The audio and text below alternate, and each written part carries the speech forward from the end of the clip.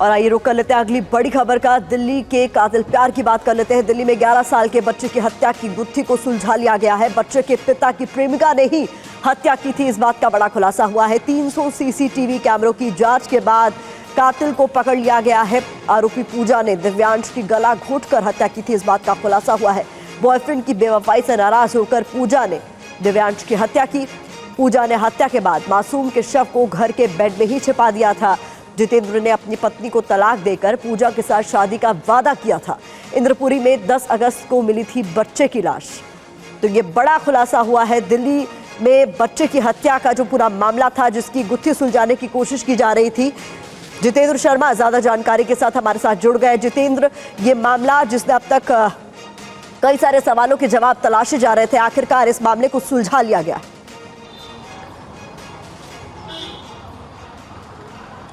जी बिल्कुल प्रतिमा, देखिए 300 सीसीटीवी कैमरे और 3 दिन की मशक्कत के बाद आखिरकार पुलिस ने पूजा को गिरफ्तार कर लिया है।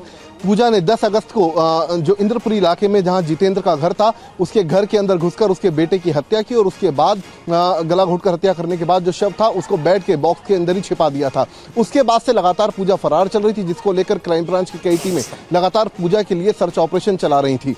तकरीबन 300 के करीब ऐसे सीसीटीवी फुटेज थे जो कि नांगलोई नजफगढ़ रोड पर खंगाले गए। उसके बाद पूजा को ट्रेस किया गया और बक्करवाला इलाके से उसकी गिरफ्तारी कर ली गई है। पूछताछ के दौरान पूजा ने अपना गुनाह कबूल कर लिया और उसने बताया कि दरअसल उसने अपने बॉयफ्रेंड जितेंद्र की बेवफाई का बदला लेने के लिए उसके बेटे का कत्ल किया और इस बात की जानकारी कत्ल करने के बाद उसने जितेंद्र को फोन कर दी कि आखिर कि उसने उसकी सबसे प्यारी चीज छीन ली है। उसके बाद परिवार को बेटे के कत्ल के बारे में पता चला और बॉक्स से डेड बॉडी बरामद हुई। तो फिलहाल पूजा की गिरफ्तारी कर ली गई है। पूजा अकेले सीसीटीवी फुटेज के अंदर दिखाई दे रही है, घर के अंदर जाते हुए, इसके अलावा उस इलाके में घूमते हुए। साथ ही पूजा से पूछताछ की जा रही, कहीं इसके साथ और कोई लोग तो इस वारदात में शामिल नहीं थे। जी बहुत शुक्रिया आपका इस तमाम जानकारी के लिए। आप लगातार इस पूरे मामले पर नजर बनाए रखें। बता दें आपको, दिव्यांश की मां नीलू ने TV9 भारतवर्ष से कहा था कि पूजा काफी वक्त से उनको धमकी दे रही थी। मुझे ये सब चीज़ें पता मुझे फील हुआ जब मैं ऑफिस से आई तो थोड़ा मेस्ड अप था।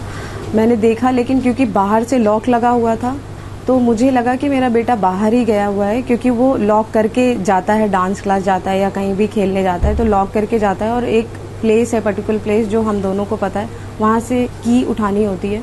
बट उस दिन वहाँ पर कीज़ अवेलेबल नहीं थी, तो मैंने मेरी की जो स्पेयर की है उससे मैंने लॉक ओपन किया। मैंने अंदर देखा, थोड़ा फैला हुआ था, बट मुझे लगा मैं पहले जाके बाहर देखती हूँ उसको। मैंने सब जगह देखा, जहाँ जहाँ वो जाता है डांस क्लास खेलने या उसके फ्रेंड के यहाँ, बट वो कहीं नहीं मिला। फिर मैंने मेरे हस्बैंड को कॉल किया तो उन्होंने पूजा को लाइन पे लिया। उन्होंने मुझे बोला कि पूजा का कॉल आ रहा है कि अभी तुम्हें इवनिंग तक या नाइट तक तुम्हें पता चल जाएगा, तुम दोनों जिसको सबसे ज़्यादा प्यार करते हो, जो चीज़ तुम्हें जोड़ रही है ना, मैं उस लिंक को ही ख़त्म कर दूँगी। तो मुझे लगा कि कुछ तो गलत हुआ है मेरे बेटे के साथ। उसके बाद पूजा को लाइन पे भी लिया। पूजा क्योंकि जितेंद्र को कंटिन्यू कांटेक्ट करके ये इन्फॉर्मेशन दे रही थी, क्लियर नहीं बता रही थी, लेकिन कुछ इधर उधर की बातें बता रही थी।